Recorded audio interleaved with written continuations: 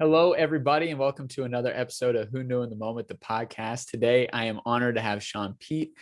Shaun has an absolutely fascinating story from minor league hockey to NASCAR to performance coaching, and I guess we would just say, helping different organizations really figure out their leadership styles. And, one thing that I've picked up about Shaun is he self-proclaimed says he's probably never been the most talented as he's been competing at different areas, but he's just willing to work the hardest. And so I think one thing that stuck out to me was he had a phrase that says, "Don't put periods where life intended to have commas." And I think as you hear his story today, you're going to hear a lot of examples of how he's embraced the comma. So Shaun, thanks so much for being on. Phil, thrilled to be here with you this afternoon, man. Thank you. Absolutely. So just for anyone, if you haven't listened before, give you a brief rundown. Premise of the show is that as we're going through life, we oftentimes don't realize the magnitude of that moment, right? And this life event happens, and in the moment, we may not realize that it's a good thing or a bad thing. It's just something that's happening. And only in hindsight can we recognize that that was the pivotal moment that took us to the next level and put us on the trajectory for where we are today. And so, Shaun, for you, a story that you shared that I thought was super interesting was one time after one of your hockey tournaments, you maybe hadn't performed your best. And you had just mentioned that your dad questioned whether or not you had given it your all. And, this was in a younger phase of life. And so I'd love to hear just how that impacted you then and how that's kind of carried on for you today.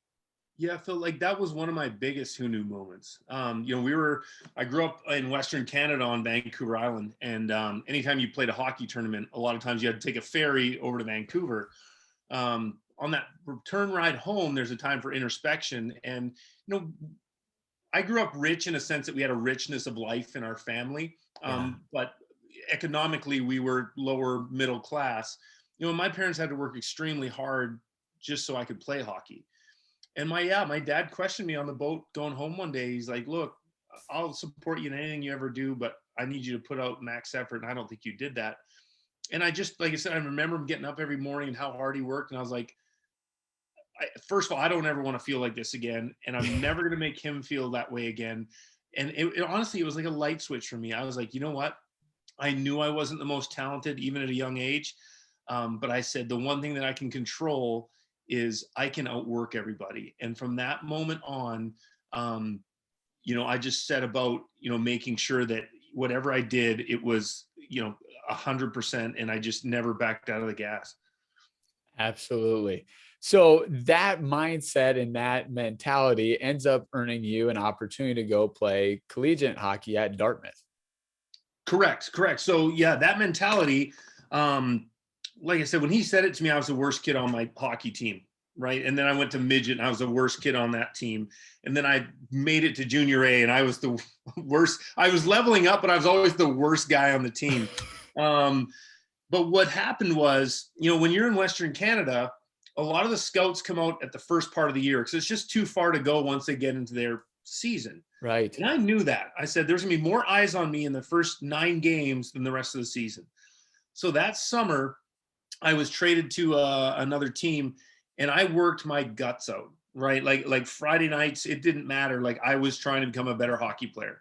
Well, that was before, kids are spending all their off seasons getting in shape. So even though I wasn't the best player on the ice, I was in such far superior conditioning that I looked like one of the better players on the ice. So I started fast. The scouts came out. We were 9 games in. I think I had 16 goals and 14 or 15 assists and 100 penalty minutes. And they're like, "Oh my gosh, who's this guy?" Yeah. So I got a bunch of offers early. You tack on the next 40 games and I only got 9 more goals. And, but again, if I don't have that moment with my dad, I don't put myself in that position to go and play U.S. college hockey. And, these Canadian mill towns, you're working in the mill, and if you get out of town, you're lucky. And I felt very fortunate, especially to go to a place like Dartmouth. Absolutely. Now, something I want to dig into there, and you say this about pretty much your entire hockey career. That is, I was always good enough to make the team, or I was always good enough to level up, but I was one of the lower skilled or calibered players on the team. Now, for a lot of people, when they are on the lower tier, they just say, you know what, maybe it's not worth it. That seems really hard. Like it's going to take a lot of effort to even get in the top half. What is it about Shaun that really made you want to keep competing and just keep trying to get better and better? Uh, it's two things. It's dauntless resolution Okay. and unconquerable faith, and that's a North Carolina thing here with the Wright brothers. But they're just there are going to be plenty of people in your life that tell you you can't do it. There are plenty Mhm. of people in my hometown that told me that. Um, and that's why, like, I cringe sometimes when people are like, "Oh, you're a motivational speaker."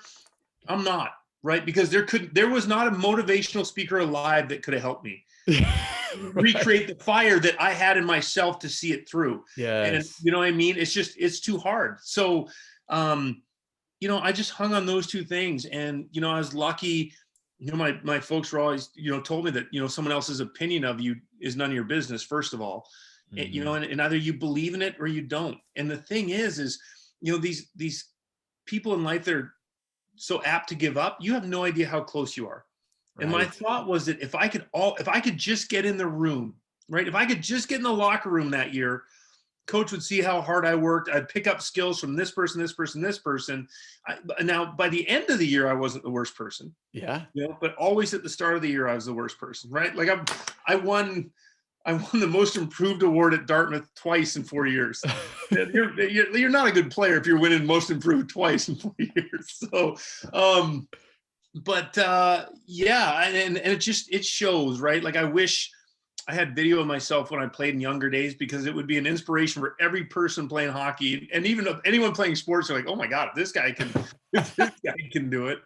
But again, it boils down to what's in your heart, and if you Yeah. really want it bad enough, you will fight and claw to get it.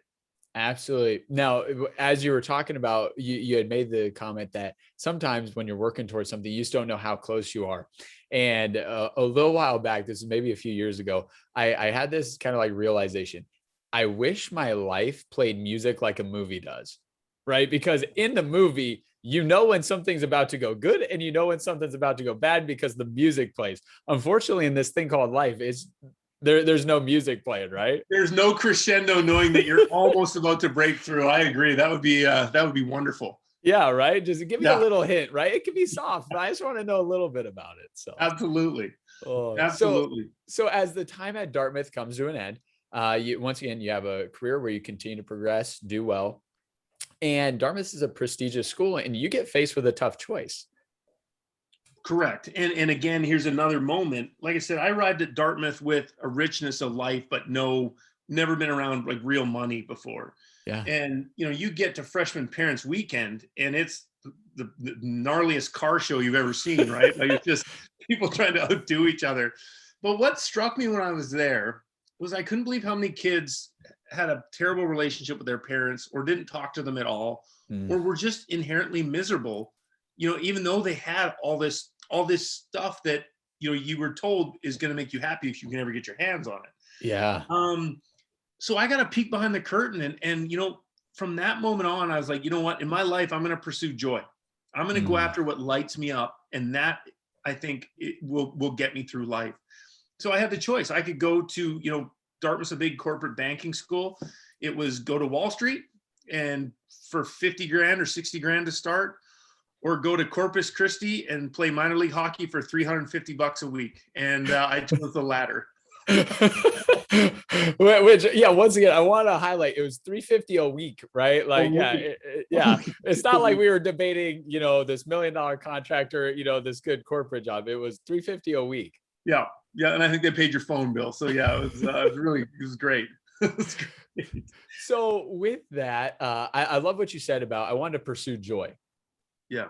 I think that's such a big differentiator. Happiness comes and goes, right? Happiness is potentially a moment, something like that. But joy is something inside of you, right? I mean, joy is Right. something you can really find. So talk a little bit about what about hockey brought you joy? Just being part of something bigger than myself. I Yeah. loved that, right? That I could contribute and make something better. Mm, I was never growing up. I never played individual sports. I really gravitated towards a team game, um, and I think that brought me joy. Just like that childlike the chase, right? You grew up in Canada, your goal is to play in the National Hockey League, like going after that dream. That was the fuel, and that was all I needed. And I thought, this is the only time I'm ever going to be able to do this in my life. So why wouldn't I take that shot? There's a corporate job waiting for me if this doesn't turn out. And I'm lucky because I had parents that had no problem me taking a Dartmouth degree and just shelving it and going to play minor league hockey. So, again, it's a testament to them as well. Yeah. So I'd love for you to talk a little bit about that, because I'm sure whether it was friends, teachers, professors, there was probably some people that gave like this head scratching, like, Shaun, are you sure this is the best idea? So the question I would have for you is, how should people be willing to listen to their close circle, but yet not always take exactly what they're saying for granted, or, for the truth, if they truly feel like something else is better or going to bring them more joy? I think it's going after your passion, right? And passion is the intersection of talent, market, and talent, market, and passion, Mm-hmm. right? That's your calling. Yeah. Was I passionate about hockey? Absolutely.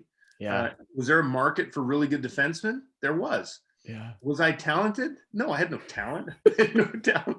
So my calling wasn't to be a hockey player. I didn't realize that till later in life, but those were the three things I went off of, right? And I wanted, if it wakes you up at night, that's what you should be doing in life, right? And so many of us just get stuck in this rut where we think, okay, well, we need the Mercedes and we need this and we need that.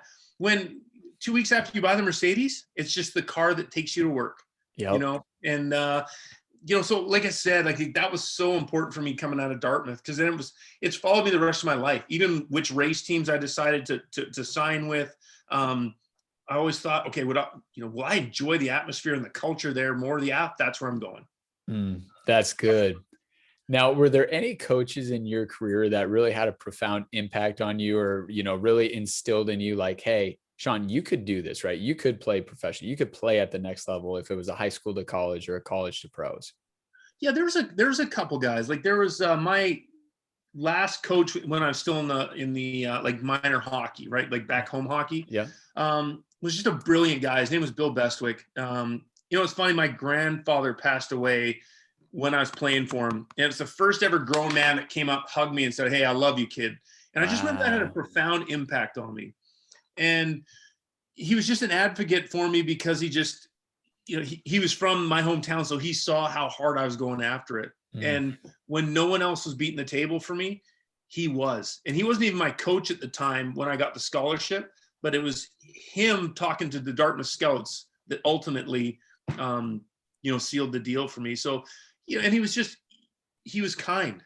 Yeah. Right. He had emotional intelligence. I think so many coaches go about this the wrong way, right? And we still think that the Vince Lombardi stuff is effective, and it's not, right?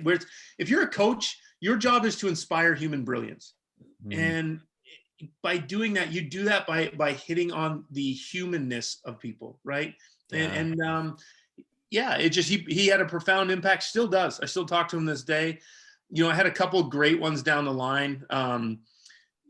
Pat Dunn was a guy I played for in pro. Bill McDonald. I think those guys came along later in life and really helped me sort out, a couple things that always wanted to be, because I was always the worst player. I always wanted to be a player that, was relied upon. Yeah. And that happened my last couple of years playing for those two guys. And, I was the captain in New Mexico my last 2 years. And, that was the crowning achievement. It wasn't going all the way to the American Hockey League. It was, look, this is our foundation, and we're building off this. And it was a huge honor for me. And I'll never forget the day I was awarded the captaincy, and one of the proudest days of my life. Absolutely. I mean, that's to your point. I mean, that's about as great of an accomplishment as one can get, is right, being voted or nominated the captain of the squad. Right. And it took took a bunch of fist fights and some other stuff to get there, but it was awesome, man. So maybe you got voted that because they didn't want to get in a fight with you. They knew you might just beat them up if they didn't. Exactly. So talk about your idea of leadership at that point. And I know this is gonna be hard. I'm gonna ask you to hold out leadership as you view it today, and just you've obviously grown and evolved in, how you define leadership, at this point, but back then, what were the things that as a leader you were trying to do for the team? That's a great question. So it was basically two things. It was care about all our guys, right, and treat them like brothers. So if anyone laid a hand on any of my teammates, I was the first one to arrive on the scene, right? Yeah. And secondly was to hold people accountable, right? Minor league hockey, you get kids from college, you get kids from junior, you get you get all super talented guys that just don't have their life in order. So it was to enforce the standard, right? And we wanted this to be our standard. I remember we were playing in Memphis one year, and three of our guys, we had a 10 o'clock curfew, and three of our guys, Memphis was notorious for having like one of the best nightclubs on the circuit. And three of our guys decided to frequent the nightclub, and coach caught them coming in at like 3 a.m. So we're gearing up for practice, and I get called into the coach's office, and he's like, "Hey, I want you to know this guy, and this guy were out all night." And he didn't have to say anything more. He's like, I know you'll handle it. So we went out to practice. One of the hardest things I've ever had to do. I told two of the other guys on the team that, were pretty tough guys. And when practice started, these guys got run through the boards, right? Like there was a couple drills where, and we got the first two, and the third guy knew it was coming for him. So he was running scared the rest of practice till we finally got him in the crosshairs. But, that was my early thought of leadership. It was, hold people accountable, however heavy-handed you got to be, and care about them. I think it's evolved into a more, as the person in charge, leadership at its very essence is selflessness, right? Like if you've ever done something for someone else with no thought or reward, you have what it takes to be a leader. And, so now I try to serve, I try to make sure our guys have everything they need to succeed. I make sure that we've created the environment where they can shine. We know everything about them, right? Like I know every single guy and girl on our pit crew. I know their birthdays. I know their parents' birthdays. I know their anniversaries. I know everything. So when I go to practice, I have 26 athletes.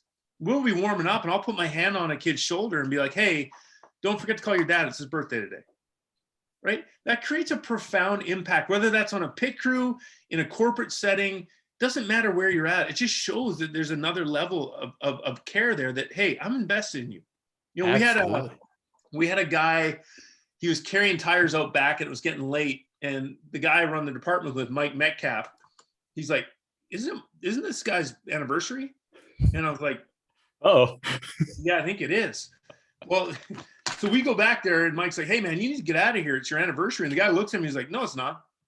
And Mike's like, "No, it's your anniversary." And this guy's wife is affectionately known as the warden. Like not a lady you want to disappoint. Yes. And all of a sudden he's like, "Well, what day is it?" And we're like, "It's Wednesday the 26th." And he's like, "Oh my God." Like you just saw his look on his face. But we helped them, get a bottle of wine and make dinner reservations and whatever. And we saved this guy. We ask a lot of our people, and the very least that we can do is care about them.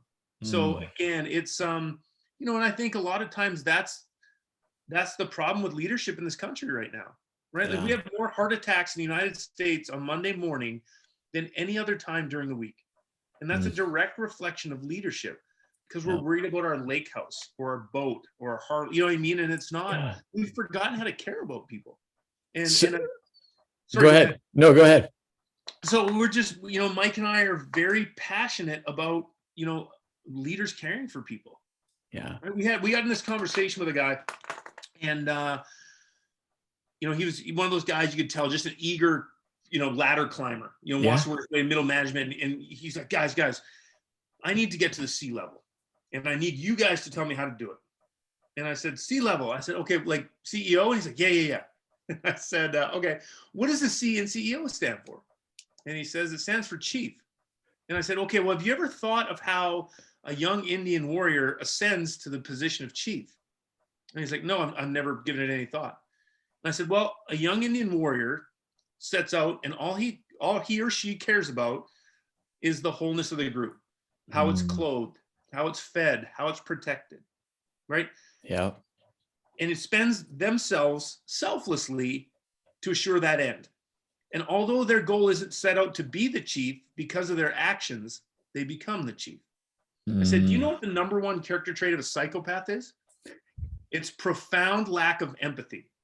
So what sounds like what's going on in this country right now? CEO or PEO? So I said, if you want to ascend to the C level, it's this simple: act like a chief. Wow. And that's what it is, man. So something that you said multiple times as you were talking there was, and it started with talking about the three guys that had gone out the night before and you had to talk to them. Then it transitioned into how you guys operate today, but use the word care. Yeah. And the thing that I think is misunderstood with that, and I'd love to hear your insight, is sometimes you have to challenge people or you have to hold them accountable because you care. Right. I think sometimes it's perceived as like, oh man, that guy was rude to me, or not rude, but he held me accountable to what I said I was going to do. Like, he's mean. And it's like, well, no, I had to hold you accountable at practice the next day because we're a team, right? Like, you making those selfish choices are hurting our team, right? I had to care about this guy's, wife, because if something's not good at home, when he shows up the next day and we need him to be clicking like this and he's not able to, it's because we didn't care enough. So would you talk a little bit more about the caring part in both of those dynamics? Well, absolutely. Like, there's a misconception that high performing teams are devoid of conflict. Yeah. And nothing could be further from the truth, right? Like, if you have a team that's devoid of conflict, that's not harmony, that's apathy.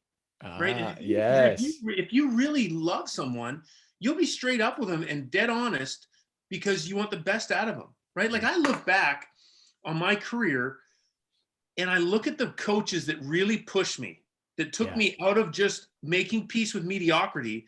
And I love those guys. And when I hung up the skates the last time, I wrote letters to every single one of them. Wow. And when I graduated from Dartmouth, I wrote letters to every single teacher that was hard on me, all the way back to grade 3, my grade 7 teacher, my high school math teacher, and thanked them. As I gained wisdom being on this planet for 45 years, I despised the coaches that told me I was good when I knew I wasn't. Yeah. Again, because they were allowing me to make peace with mediocrity. And when that may be fine in the moment, but when you look back, those people, you won't even remember those people because they did nothing for you. That's huge. I love that. That's good. That is good. So getting into the hockey again, right? So you have this phenomenal, professional career, and it comes to a culmination with an incident in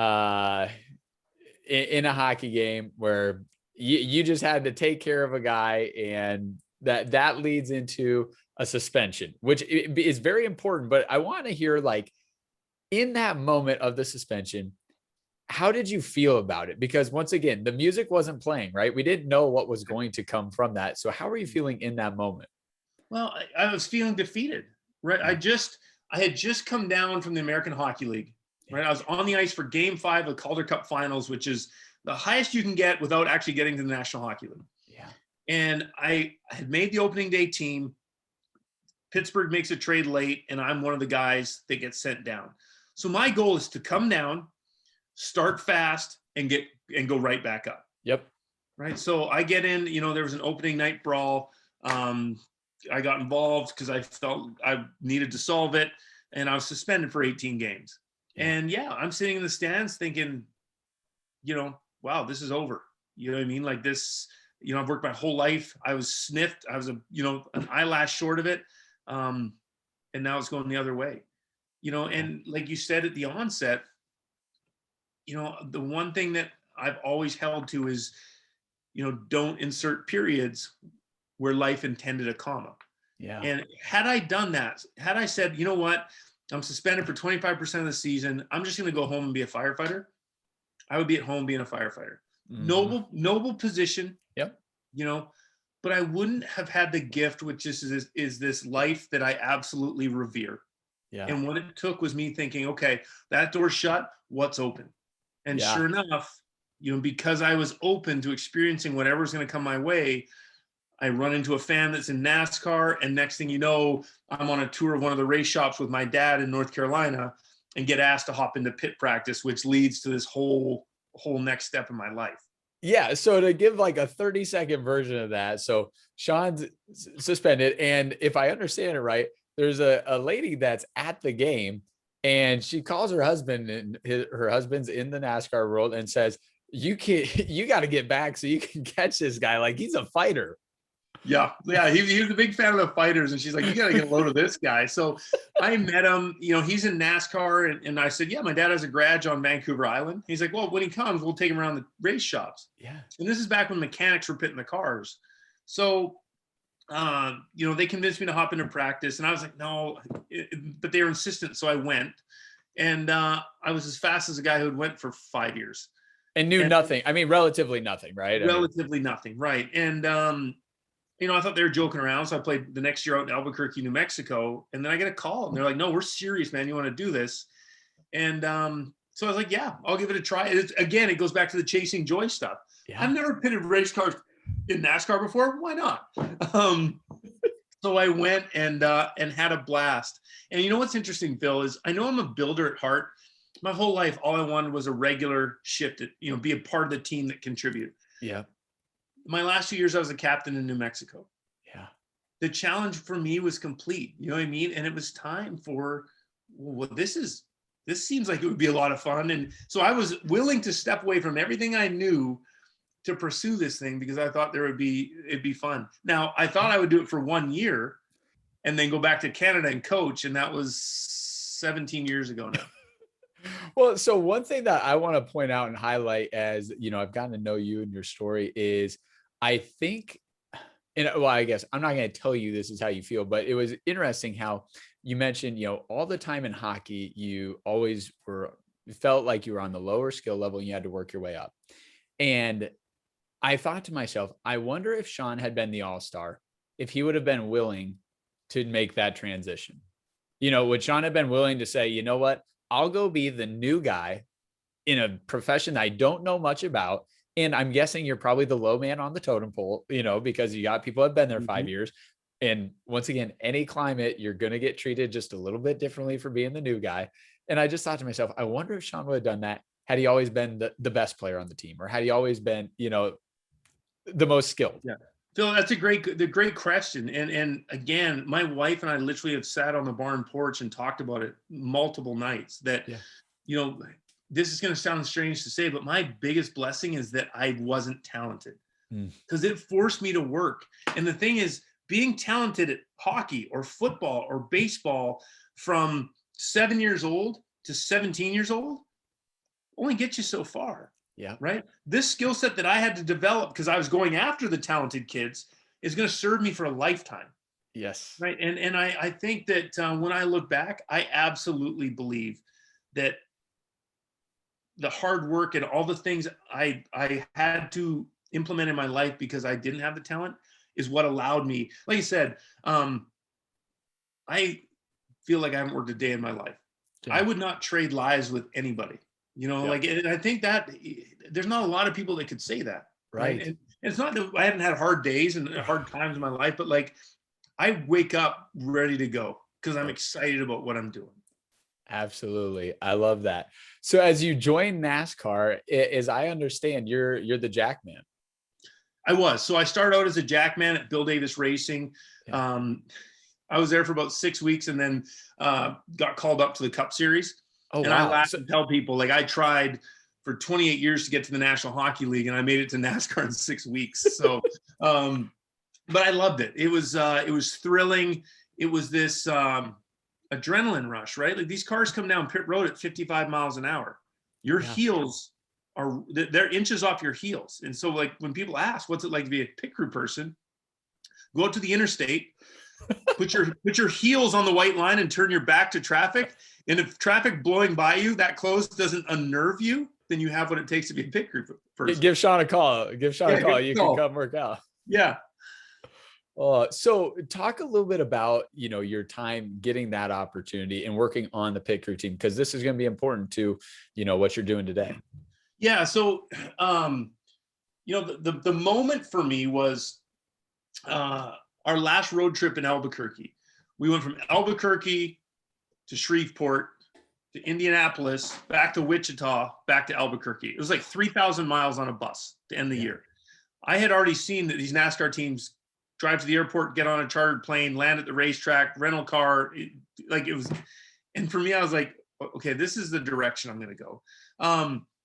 And when I started, like I said, athletes were just coming into it. And a good pit stop then was about 15 seconds. Okay. So our job is to train, was basically 5 guys. Back then it was 7 people had to change 4 tires and put 2 cans of gas in it in 16 seconds. Now it's 5 people have to put 4 tires and 2 cans of gas in it in 10 seconds. It's crazy. And it's just, we started out on the circuit, did really well. Again, had offers from better teams. Yeah. But didn't like the culture. I could have gone to one team and I would have won 7 championships. And I have no regrets not going, because I went to Red Bull and had probably, 5 of the best years of my life in NASCAR. And it was just, it was amazing. And because of the way I carried myself and how hard I worked at it, it led to opportunities to start coaching like minor league, like truck teams and stuff like that. So I was a jackman for 12 years. And then I was asked by a company if I could help with some of their coaching. So I started doing both. Wow. So inside of those 12 years, and I'm just curious, how much turnover comes through, or is it pretty much like, hey, we had a core group of guys, or do a lot of people kind of, like you said, get offers and they just leave and go to other teams for more money, or, whatever it might be? There's a ton of turnover, right? Because speed, what we're doing is such a, we don't have the depth. Like there's not a minor league NASCAR system, right? So the thing is, if you can adopt the skill set, right? Think of the money in this, okay? Like we said, there's 5 people on a pit crew. There's the fuel person that has to plug a 100-pound can into a race car in under 0.3 seconds. There's a tire carrier that has to take 2 65-pound tires out to the right side of the car and have one of those tires mounted on the hub in under 0.8 seconds. There's a jack man that has to lift a 3,500-pound car with 1 stroke of the jack. And there's 2 tire changers who have to hit 5 lug nuts in under a second. So that's 0.2 of a second per lug nut. Yeah. So if you would go ahead and blink your eyes for me, that's about 0.2 of a second. In our world, that equates to about $1.1 million. Wow. And now I'm sure some of your listeners are like, there's no way that's true. Yeah. But if you look at the race car math, these cars are moving at 190 feet per second. Okay. So 56 feet, or excuse me, 0.2 of a second at 190 feet per second is 56 feet. If you look at the finishing order at the Daytona 500, 56 feet is the difference between 1st and 6th. Wow. Prize money is $1.1 million. So there's a lot riding on it. And again, so it behooved these teams to go get better athletes, right? Yeah. I came in, I was a B- C+ athlete. Right now we have a linebacker from the Steelers. Right? We have a kid that led Clemson in tackles for 2 years. Yeah. We have some high caliber baseball players. We had an Olympic swimmer. We've had 2 United States Navy SEALs. We have a linebacker from the Redskins, or Washington football team, excuse me. Yeah. Yeah. But the athletic acumen of these kids just keeps ratcheting up. So I'm curious as to this, when you're operating with such small margins and you have to do things so quickly, that first time, I mean, the jitters have to be there, right? I mean, it doesn't matter what you're doing, but in a lot of sports, you can afford to have some jitters and it's not going to be a big deal. When you have to operate within a 0.2 second, operation or a 0.8 second, I mean, you just don't get the chance to have like a jittered shot or a jittered throw. It's like, no, you got to be clicking right away. You got to go, and it was interesting. My first race, Phil, we were in Kentucky, and at pit practice, you just have your pit practice car come in. Right. And I got really good at that, but I had no experience. So I get to go to Kentucky the same weekend as my high school reunion. And I'm like, oh, I'm in Kentucky. And I'm in NASCAR. This is crazy. Right. First caution flag flies of the day. It's about 96 degrees there. So it's baking hot. Sun is glistening. All 40 cars come down pit road at the same time.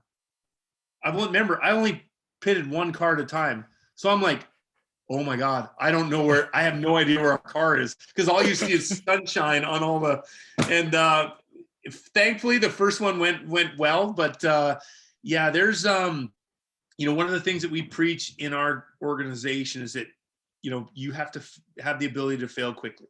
Yes. And we encourage our people to fail quickly because we operate right on the verge of human possibility. Mm-hmm.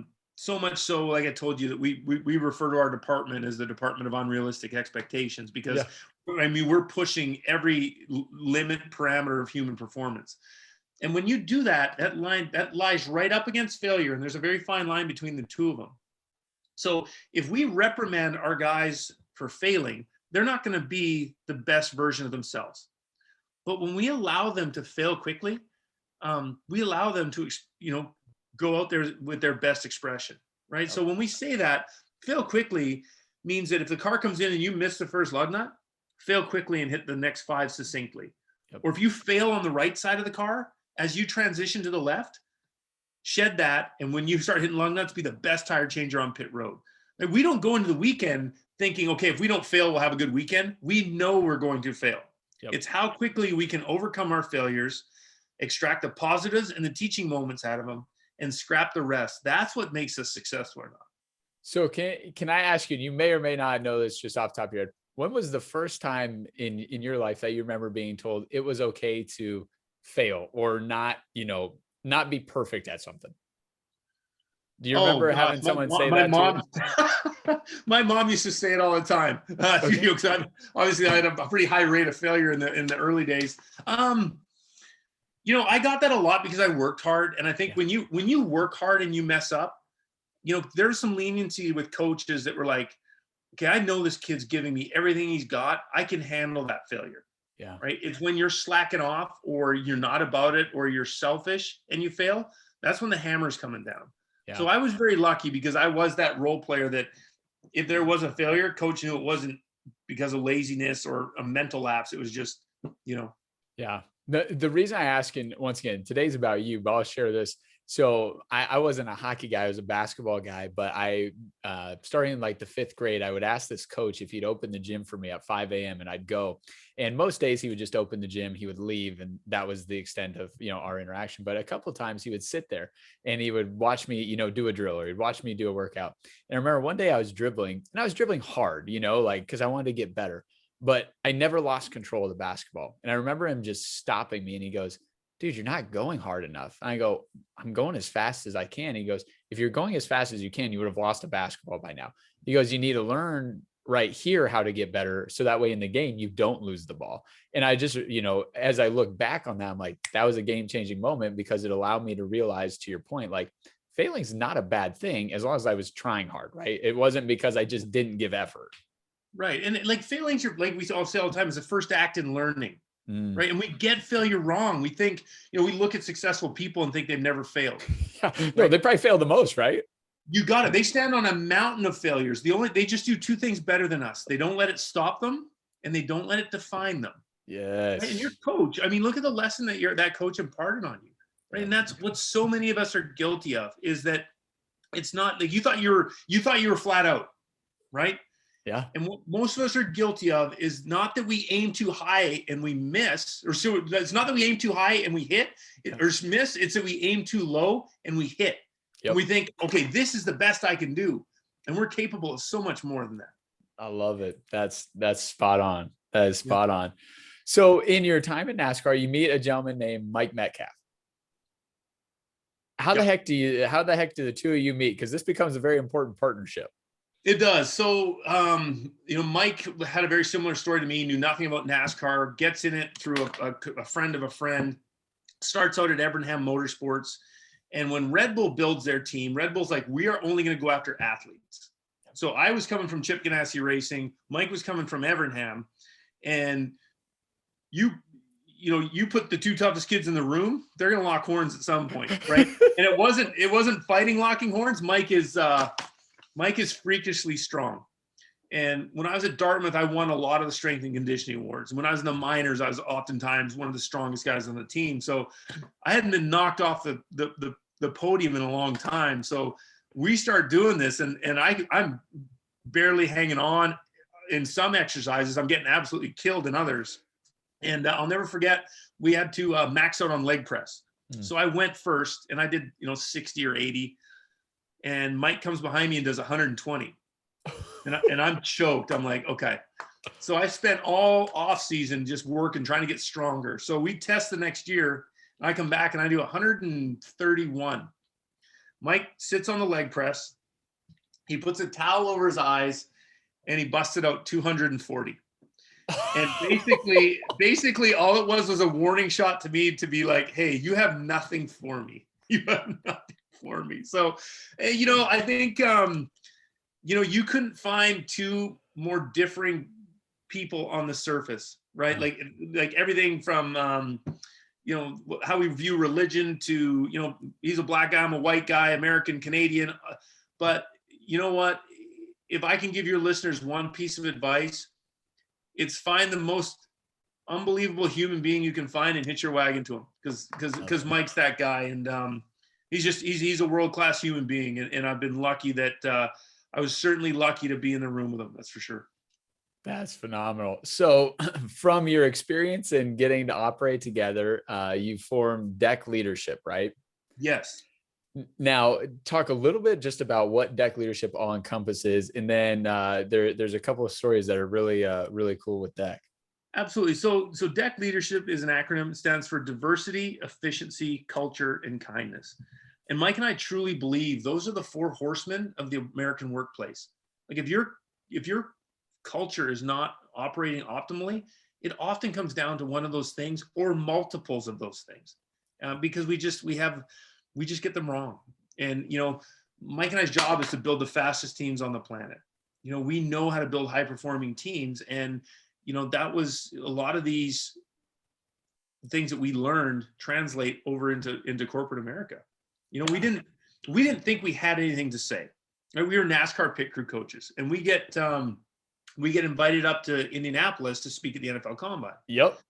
And we go up there, and we didn't think it went very well. 30 minutes, middle of the third day, and as we're leaving, there's all these doctors and trainers for all these NFL teams, and it was the Chiefs and the Saints and the Texans, and we we're starting to talk to them, and we're leaving the convention hall, and this guy tracks us down the hallway, and he says, "Hey fellas, I need you to know, I took more notes in your 30 minutes than they have the first 2 days of this conference." And we get into this really great talk, and he's like, "Well, who are you with?" And he's like, I'm with the New England Patriots. And right then, Phil, we decided maybe we do have something to say that could benefit people. Yeah. And it was awesome. Like it led to an opportunity. We got to go out, and we were with the Kansas City Chiefs. And it was cool. We're down in the weight room talking to Eric Bieniemy, and the trainer gets a call, and it's the big guy, and he's like, "I want to see the NASCAR guy." So we go up to Andy Reid's office. We're talking to Andy Reid. What a brilliant human being he is. Yeah. I'll tell you a quick story about him. He's so intelligent. When he goes on vacation, he can read a book and listen to a separate audio book at the same time. Wow. Yes. But we get into this great talk with Coach, and what's crazy, it was going really well. And he looks at his watch, and he's like, "Fellas, I'd love to continue this, but I have dinner with Garth Brooks tonight." We're like, "Yeah, you should probably go. Shaun Peet, where's our plus two? Yeah, exactly. Shaun Peet, Mike Metcalf, or Garth Brooks. So he made the right decision. That's why he's a champion. I think he should have just brought the forces together. Who knows? I mean, could have solved all the world's problems at that. You got it, right?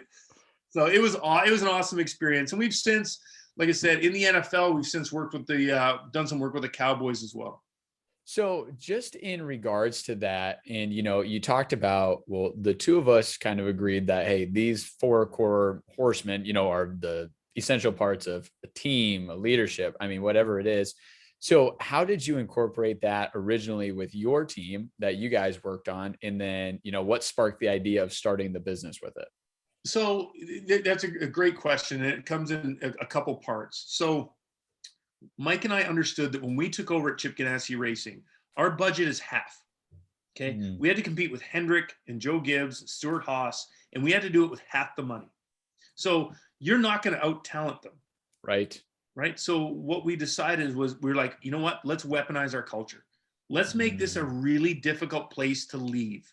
Yeah. right? Let's care about them. Let's make it fun every single day that they show up to work. Let's weave an intentional congruence of competition throughout the entire building. So that's where the culture piece for us came. And, it was trial and error over the course of about 6 years. And we hit on a bunch of things, and we've only had one kid leave in the whole time we've been here. Wow. That was the culture piece. Okay. Yeah. Efficiency speaks for itself. The diversity part, when Mike and I became pit crew coaches, we were just pit crew guys, right? We weren't pit crew coaches. And one thing that we understood was that when we became pit crew coaches, that we would not have the answers for everything. Mm-hmm. And what we thought is, if we can bring more diversity to the table, that there is a better chance that someone at the table is going to have the key that unlocks the answer that we don't have. Yes. So Mike and I use a team acronym for diversity. So we are looking for diversity of thought, diversity of experience, diversity of age, and diversity of motor. Right? That's diversity. Yeah. Right? We didn't start out being like, we need to hire this many black people, this many white people, this many. That's not what. First of all, our number one recruiting criteria is we put nothing above being a world-class human being. If you're that, you can be with us. And then we want people that have had, we want Trump guys as much as we want Biden guys and girls. We want, kids that didn't have have the best upbringing, and kids that had a really stable one. We want quiet, introspective people, and we want, the ones that bring the juice to practice every day. We want, that's what we want. We want the 10-year veteran that has wisdom. We want the 2-year rookie that's seeing everything with new eyes. Yeah. That's diversity. That's diversity. So, it's interesting. When we were hired to do a lot of our presentations, it was always culture. It was culture, culture, culture, culture. Right. Then obviously the events of July 2020 happened, the murder of George Floyd. Then everyone's reaching out to us for diversity. Right. And Mike and I have the most racially diverse pit crew in the history of NASCAR. Wow. In the history of NASCAR. And look, if we can make it work in NASCAR, no company listening to this has an excuse not to make it work. Agreed. There's some stories for another time where it's gotten pretty rough because it's not the environment that just lends itself to this succeeding. So we had to fight for it. Yeah. What was interesting is NASCAR was the first major sport to mandate D&I training before you were allowed to go to the racetrack. And they hired deck leadership to do that. So it was a huge honor to go in there, and it was nerve-wracking, but it's one of those things. It's again, stepping out of your comfort zone. It was time, and so the sport's trying to evolve, and we're trying to help the sport evolve. We're gonna have to record episode 2, and we'll get some of the good stories about all this. But 2, I love how you lead with world-class humans, right? Like that was number 1. It didn't start with 4-year degree. It didn't start with this background. It didn't start with this athleticism or this, they can do this many reps. It was, I want a world-class human. The rest of it, we can fit inside of a culture. Right. Because look at what a lot of these companies are doing. They're like, okay, well, we have, this many white people, we have some Indian people, we have a couple black people, you know what I mean? But they're all at the same fraternity at Stanford. That's not diversity. That's not diversity. So again, it's understanding what that is. Diversity is simple. Diversity is a love. Diversity and inclusion is a love for humanity. That's what it is. And just, we see with our eyes the merest fraction of a human being. Right. So if we're going to judge them by, their skin color, their hair, that's a huge miss. And these companies that do that are missing out on some exceptionally talented people. Yes, that's good. That's good. So as deck leadership grows, you guys decide, hey, it's growing and we should put this into a book. And you guys came out with the 12-second culture. Right. And it's based on a lot of the same principles, or? It is. Like we've talked about, like failing quickly, the Department of Unrealistic Expectations. It's based, we had a lot of companies saying, hearing them say, we want our people to operate like a pit crew. Yeah. Where these companies get it wrong is they think that, they can implement a process that comes in and changes the landscape for them. Yes. But operating like a pit crew is elevating people over process.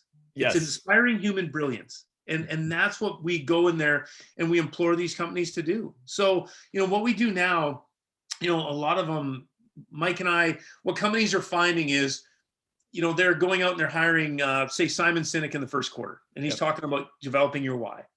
Well, then the second quarter, you get someone like a Jocko Willink, and he's talking about, carrying a guy with one arm out of Fallujah. And then the third quarter, you have Nick Saban. But there's no continuity of message. Right. So Mike and I, what we're doing with a lot of companies now is we come in, we do a module on diversity, then we do a module on efficiency, then we do a module on culture, and we do a module on kindness. And what companies are doing, what that allows is your company to unite around a singular language. So if I talk about your arrival mindset, right? Like, how did you show up today, Phil? Your arrival mindset's, awesome today. You know exactly what your coworker's talking about because you've all been through the same experience. Right. Yeah. Well, and I think just as what I've gathered, what you're teaching is sustainable and implementable, right? Sometimes people come in with a good idea, but it's the motivation factor, right? I mean, within an hour, a day, a week, depending on the type of hour, day, or week you have, it washes away and you're just back to square one. You don't have things that are, I can implement this, I can create a process to create the culture. Right. And you can only inspire that change, right? Yep. You can't, if you force any type of change, you create actors, right? Mm-hmm. It has to be inspired change, but you inspire people by giving them the roadmap and showing them that it's closer than they think. And it's far simpler. It's caring for people, right? It's these things like, the last thing that we maybe missed out was on kindness, right? And there is, again, the myth in corporate America that kindness is weakness. I know some pretty bad dudes that walk on this planet and all of them are kind. Yeah. So these guys that say kindness is a weakness, like I said, I'd love to, when they're wrestling, they do the Royal Rumble and you throw all the guys in. I'd love those guys to meet the guys that they think are weak. And I'm pretty certain I know how it's going to go. But, it's having that emotional intelligence, that empathy, right? Like empathy isn't tolerating poor performance. Yep. Empathy is understanding the human factors that drive performance, addressing those so that we can move forward together. And, it's helping young leaders, people that are newly promoted that have never led, to be like, hey, don't lead like this, and this. Be a servant leader, and that rising tide will lift all the ships in the company. Like one of my favorite quotes, because what we see a lot of is, people are so worried about getting theirs. Yeah. Right. Well, if I'm too selfless, they'll get theirs and I won't get. And there's a quote I love, and it says, "Out of abundance, I took abundance, and yet abundance remained." I love that because if you knew how much there was out in the world, there's more than enough for all of us.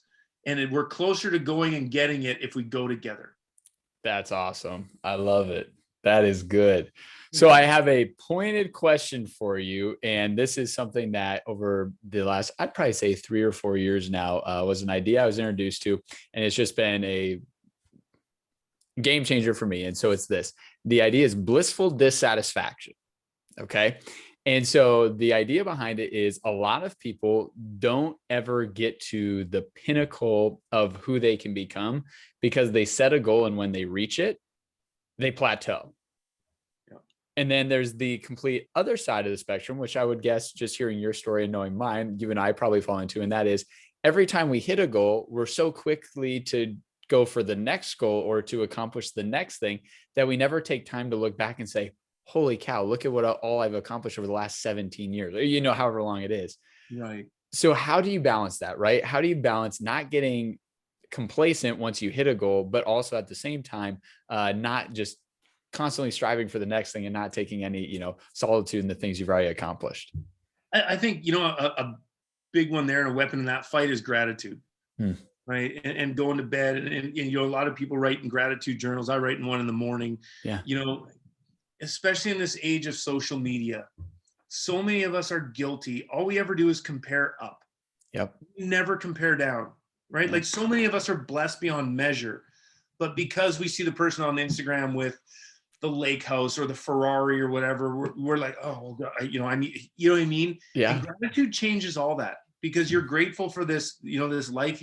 Every one of us has something to be grateful for. Every one of us. And that allows you perspective. Yeah. And I think when your perspective is in the right place, You're thankful for all you've accomplished, you know, and you rejoice in those goals. But you strive, right? Like you're still, you don't want to make peace with mediocrity. You know, there's more to you. But yeah, I mean, I think gratitude and taking the time to acknowledge that is hugely important. That's good. That's good. Well, Shaun, I have appreciated the heck out of your time today and your story. I mean, fascinating. So many pivotal moments that have gotten you to the spot that you're in today. But thanks again for being on. And like I said, I'd love to have you on a second time and get some of the more detailed stories of things. But I appreciate the time today. We're super passionate about this. You need to get Mike on too. And anytime we can do anything for you, please don't hesitate to reach out to us. Thanks so much, Shaun. Thank you, Phil.